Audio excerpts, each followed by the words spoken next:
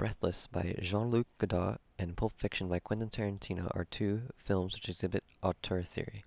Pulp Fiction's context deals with social issues in the United States, while Breathless is centered around the economic and social hardships in France during the French New Wave. These two films are highly appropriate for comparison because Tarantino used Godard's Breathless as an inspiration for Pulp Fiction. Now let's look at how these two films adhere to the criteria for auteur theory.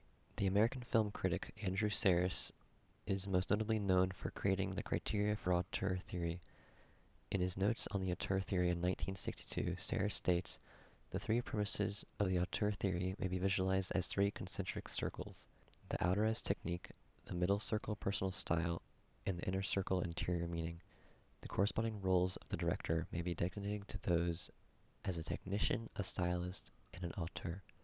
The first criteria can be seen throughout Breathless, as Godard commonly uses several techniques. An example of this is Godard's innovative use of a wheelchair in replacement of a dolly. In this shot, the camera operator follows the actors. This technique is used many times throughout Breathless. The extensive use of this technique helps to demonstrate Godard's auteurship, as it was his decision to use this technique and incorporate innovative solutions to his minimal budget. Godard was also a pioneer of the French New Wave. His auteurship can also be seen in the way that he's broken many rules of cinema, as seen in this shot where Michael talks directly to the camera. Si vous n'aimez pas la ville, allez vous faire foutre. Additionally, an unusual technique used by Godard is the use of mise-en-scène in the form of signs to further the film's narrative structure.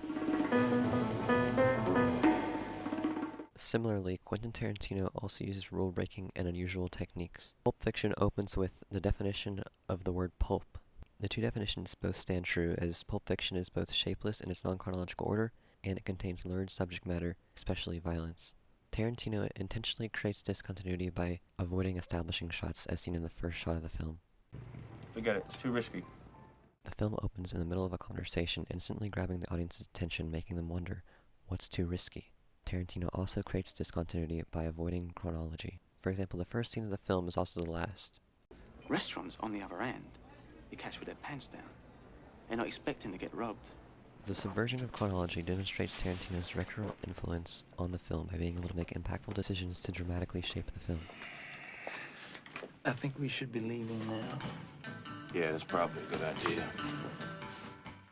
Additionally, Tarantino uses cinematography and editing techniques to convey particular emotions and moods which captivate the audience. This scene includes a montage of several close-ups depicting Vincent's heroin injection.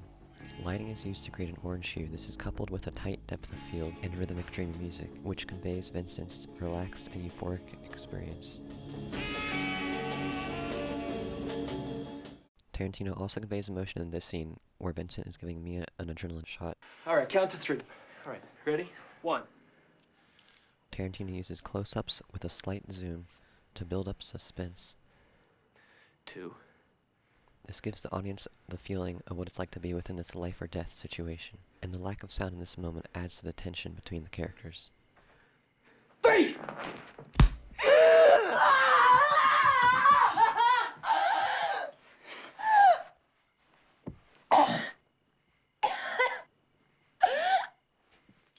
Another recurring technique in Pulp Fiction is the use of internal perspective shots, or a trunk shot. This shot has become a trademark of Tarantino, as he uses it in many of his films. A similar technique can be seen here, where Tarantino uses a low angle and an internal perspective from within the car. Well, I smelled some coffee back there. Would you make me a cup? Yeah, sure. Ultimately, the techniques used by Tarantino and Godard help to develop their individual directorial styles, making them stand out and be recognizable as a Godard or Tarantino production. This leads us into the second criteria of being an auteur, personal style. Godard believed that, like action painting, he felt a film reflected the conditions under which it was made, and that a director's technique was a method by which a film could be made personal. This can be seen in the writing of Breathless. Instead of writing Breathless in pre-production, Godard wrote Breathless day by day on the set, allowing the actors to improvise. This directorial choice allowed Godard to constantly be able to adapt his film, making it more reflective of his personal vision. However, this decision was confusing to the actors, as they often forgot their lines. Il y a quelque chose chez vous que j'aime, mais je ne sais pas quoi. Je voudrais qu'on soit Romeo et Juliette. Oh là là. As seen here, Godard uses editing and post-production to fix the actors' mistakes. as Romeo and Juliet was not set in the original footage. Additionally, personal style can be seen in Godard's rule-breaking editing, which can be seen when Michael shoots a cop in the fast-paced sequence of shots.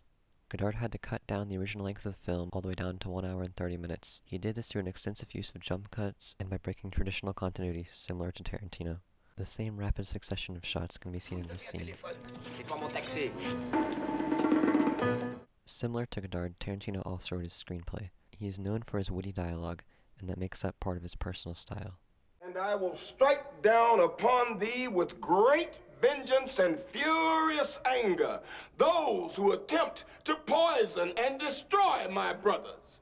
And you will know my name is the Lord when I lay my vengeance upon thee.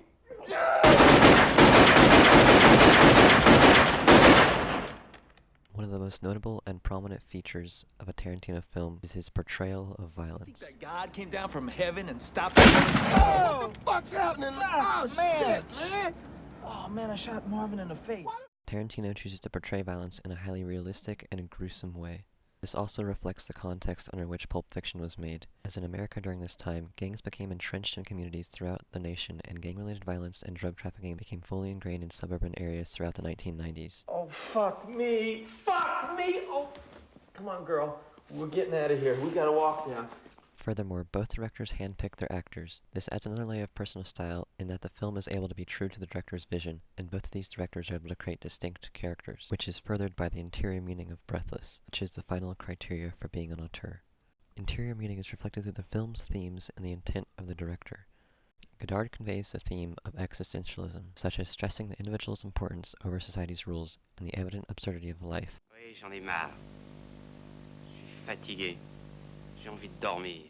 This theme can be seen in Michael's constant avoidance of the cops until he is eventually betrayed by Patricia, and society's rules have finally caught up to him as he is shot and killed by the cops.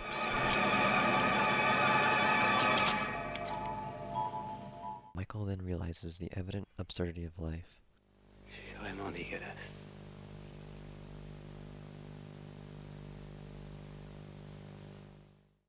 In addition, interior meaning can be seen in Godard's influences and intentions in making Breathless. In this shot, we see a girl holding up a magazine called the Cahiers du Cinéma, which Godard was an editor for prior to being a filmmaker. Godard was also massively influenced by American cinema, as seen in Michael's costume design resembling an American gangster. Breathless is an orchestrated dialogue between two worlds, a world of stylized Hollywood romanticism and the everyday world of banal, uncinematic life. As seen in the mise-en-scène of the grimy and chaotic streets of Paris, Godard intentionally chose to shoot in actual settings, adding to the realism of Breathless. It's Godard's careful counterpoint between these two styles that helped him tease out a French attitude and gave the movie its relentless drive. On the other hand, Pulp Fiction's interior meaning differs in that Tarantino's intent was to create a film for the moviegoer. He said, "When people ask me if I went to film school, I tell them no. I went to films." Tarantino makes films to intrigue and captivate the viewer, his younger self. He does this particularly well in Pulp Fiction with his disorienting chronology and the development of mysterious elements such as the briefcase. Tarantino's intent to create mystery revolving around the film's symbolism furthers the discussion about the film, adding to its longevity. Pulp Fiction's interior meaning also lies within its inspirations. Perhaps no director owes a greater debt to Breathless than the American Quentin Tarantino, whose films offer a virtual homage to Godard's masterpiece, including loquacious, wonderful tough guys, stylish but insecure anti-heroes, immoral women, philosophical musings, and meandering plots. In fact, this scene was inspired by Godard's film, Band of Outsiders.